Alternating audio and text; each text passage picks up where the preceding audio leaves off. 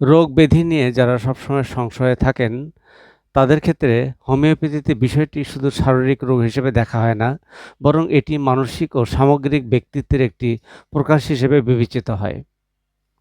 এমন একটি আলোচনায় আপনাদের স্বাগত জানাচ্ছি। রোগ নিয়ে অতিরিক্ত সংশয় বা হাইপোকন্ড্রিয়াসিস।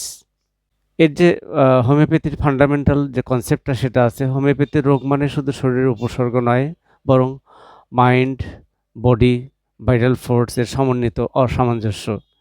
যারা সবসময় রোগ নিয়ে ভয় বা সন্দেহে থাকেন, তাদের ক্ষেত্রে মনের ভিতরে ভয় বা ফিয়ার, উদ্বেগ বা অ্যাংজাইটি, অতিরিক্ত সচেতনতা বা হাইপার সেন্সিটিভিটি এগুলোই মূল কারণ হিসেবে ধরা হয়।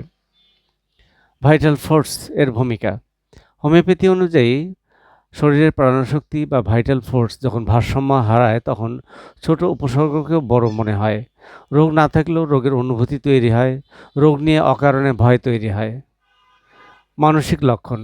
এই ধরনের রোগীদের মধ্যে সাধারণত যা দেখা যায়, সবসময় মনে হয় আমি অসুস্থ, সামান্য উপসর্গে ভয় পেয়ে যাওয়া, বারবার ডাক্তার বদলানো, মৃত্যু ভয়, গুরুতর রোগের ভয়। হোমিওপ্যাথিতে এই মানসিক লক্ষণগুলি চিকিৎসার মূল ভিত্তি। Miasmatic background. হোমিওপ্যাথিক তত্ত্ব অনুযায়ী এই প্রবণতা কিছু নির্দিষ্ট মায়াজমের সাথে সম্পর্কিত হতে পারে। সোরা, উদ্বেগ বা ভয়, অস্থিরতা যার মধ্যে আছে। সাইকোসিস, অতিরঞ্জিত চিন্তা বা গোপন ভয়। সিফিলিস, ধ্বংসাত্মক চিন্তা বা চরম হতাশা। ব্যক্তির ইন্ডিভিজুয়ালাইজেশন। হোমিওপ্যাথির সবচেয়ে গুরুত্বপূর্ণ নীতি হলো একই রোগ ভিন্ন ব্যক্তি ভিন্ন ওষুধ।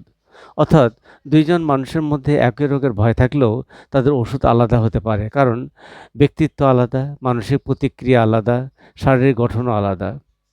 এর যে হোমিওপ্যাথির ফান্ডামেন্টাল যে কনসেপ্টটা সেটা আছে, হোমিওপ্যাথির রোগ মানে শুধু শরীরের উপসর্গ নয়, বরং মাইন্ড, বডি, ভাইটাল ফোর্স এর সমন্বিত অসামঞ্জস্য।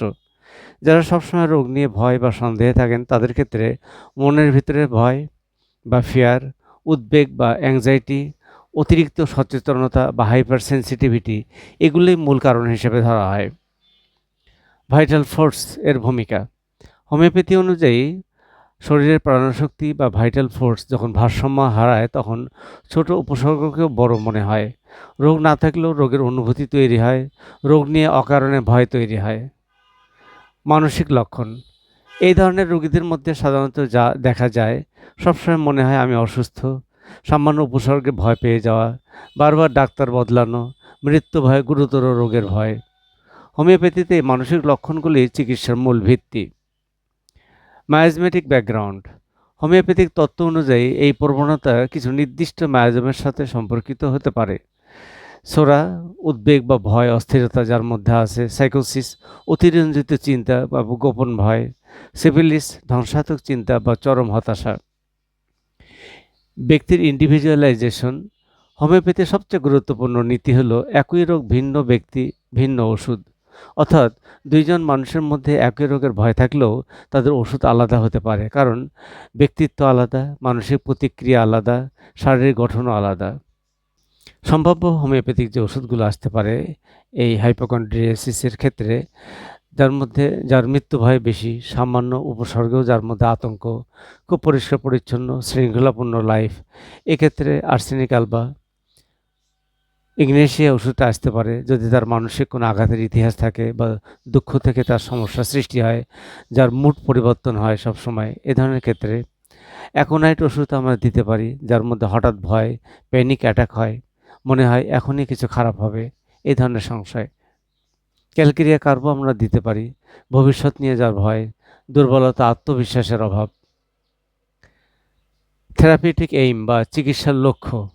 হোমিওপ্যাথির উদ্দেশ্য শুধু উপসর্গ দূর করা নয়, বরং মানসিক শান্তি ফিরিয়ে আনা, ভাইটাল ফোর্সকে ভারসাম্যে আনা, রোগ সম্পর্কে অযৌক্তিক ভয় দূর করা।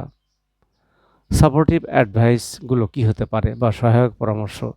হোমিওপ্যাথিক চিকিৎসার পাশাপাশি নিয়মিত ঘুম, মানসিক প্রশান্তি বা মেডিটেশন, অতিরিক্ত গুগল সার্চ বা সেলফ ডায়াগনোসিস এড়িয়ে চলা, কাউন্সেলিং করতে হবে।